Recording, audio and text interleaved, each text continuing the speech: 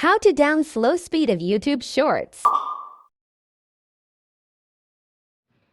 First open the YouTube, then go to short section.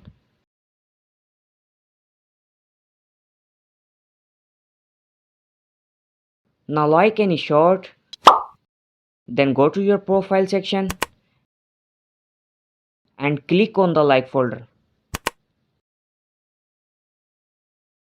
Then open YouTube short.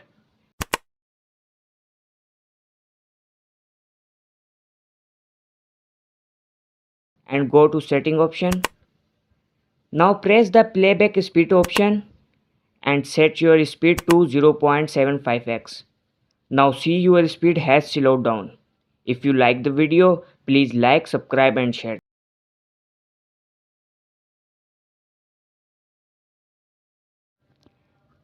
Thanks for watching.